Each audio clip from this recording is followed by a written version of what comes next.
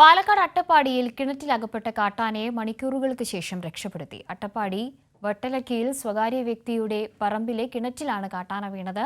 വനംവകുപ്പ് JCB ഉപയോഗിച്ച് ചാലുകീറി പുറത്തെത്തിച്ച കൊമ്പൻ പിന്നീട് കാടുകയറി. ജനവാസ മേഖലയിൽ ഇറങ്ങിയ ശേഷം തിരികെ കാടുകയറുന്നതിനിടെയാണ് കൂട്ടം തെറ്റിയ കൊമ്പൻ വഴിതെറ്റി കിണറ്റിൽ വീണത്.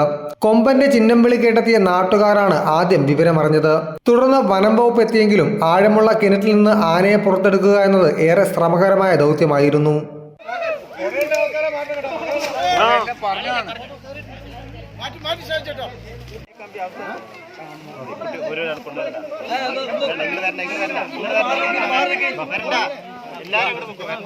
പിന്നീട് JCB എത്തിച്ച് കിണറ്റിൽ നിന്നും ചാല് കീറിയാണ് ആനയ്ക്ക് കയറി വരാനുള്ള വഴിയൊരുക്കിയത്. അഗളി RRT സംഘത്തിന്റെ നേതൃത്വത്തിലാണ് രക്ഷാപ്രവർത്തനം നടത്തിയത്.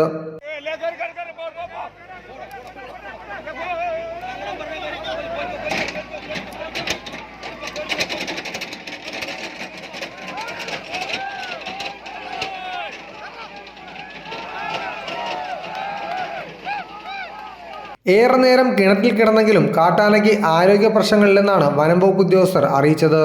കരക്കെത്തിയ ആന പിന്നീട് തമിഴ്നാട് വനമേഖലയിലേക്ക് പ്രവേശിച്ചു.